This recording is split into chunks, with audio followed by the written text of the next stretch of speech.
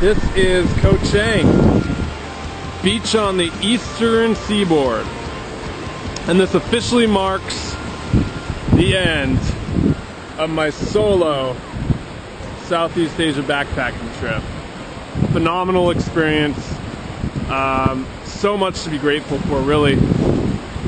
I came in here with the motto, expect nothing, experience everything. I came in here without research, without a plan, because the best plan in Southeast Asia is to have no plan and just go with the flow, and to see what that was really like. And I found it surprisingly easy.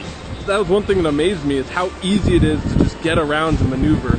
Literally, they have guest houses and dorms everywhere in Southeast Asia. You can book your tickets at the front desk to your next destination. You can even get like visa help too. I mean, it's so laid out for you and so mapped. You have this mindset in your head of backpacking, and you're gonna rough it and take a tent and camp and stuff, and it's really not like that at all. But overall, I mean, this trip's been amazing. I had like 3 or 4 groups that I traveled with the whole time, and I think people are scared of traveling alone because they have this idea that they're going to be isolated in this one room the whole time, and that they're not going to meet anyone, and oh my gosh, everyone else is going to have fun, and I'm going to sit there in this dark corner and cry myself to sleep at night. Not at all. You're never alone. In fact, it's almost harder to find, like, look at this, you know? It's almost harder to find places where you're alone than not. So if that's what you're worried about, man, you can come here alone, not knowing anyone, and stay in a few hostels, meet a group, and then travel. That's what I did. I did entire Laos, front to bottom, with a group of 5 to 9 people. It fluctuated. A bunch of foreigners, and then my boy Tommy and I went down to Cambodia, and we did that together. So you really have a variety of options here. Again, I'm just ranting off the top of my head, seeing what else is cool. I guess another big realization I had traveling didn't come from the people I met from the local country, but came from the other backpackers. I was sitting there when I was in the Lao group, and we went from northern Laos to southern Laos, and I realized that all of us came from different parts of the world, the Western world, and we didn't really speak the same language, but we still thought the same things were funny, still thought the same food was good, still thought the same awkward people who pissed us off were annoying, still thought that global issues we all cared about, still thought that we had a good time. I mean, you have these similarities that are universal. Still all wanted to laugh, still all liked Game of Thrones, Breaking Bad, all the shows. You have so much more in common with people than different, I think.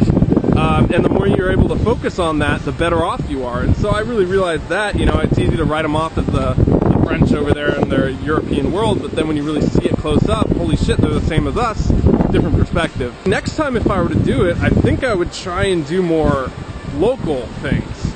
And that's been a really big realization, is how much of the backpacker scene I'm not really into. I'm all for going out, getting drinks, and having a good time. But some of these people, man, that's literally what they came to do. They turn Thailand into this giant frat house. All of Southeast Asia just becomes this tubing binger, and all the conversations in the hostels revolve getting drunk. I mean, there was this guy who came in to my hostel at 3:30 in the morning, broke a fucking window, and I wake up and he's fighting with a ladyboy. Full on fighting, they're breaking windows in my dorm. I asked him what happened the next day, and he said he didn't know it was a ladyboy, and they got in this big fight because he thought he was gonna, move forward with it, and he didn't want to. So anyway, long story short, you get stuff like that. It's a very interesting lifestyle, and I miss the more cultural aspect of it. I got glimpses of it here and there, but if you can do a homestay or find some more volunteer work, I would definitely suggest that for myself next time. Because the whole backpacker life's great, and it's fun, and it's social, and you can party and do all that stuff, but honestly, you can do that at home too. I think what you really want when you travel, at least for me, is a different cultural experience. Especially in Cambodia. Honestly, like, if I had to choose one big surprise from this whole trip, it would be how much I really enjoyed Cambodia.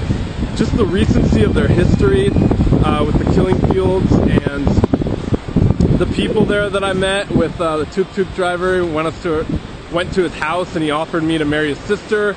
I showed him pictures of my girlfriend because I have one, and he then offered me to trade my girlfriend for his wife.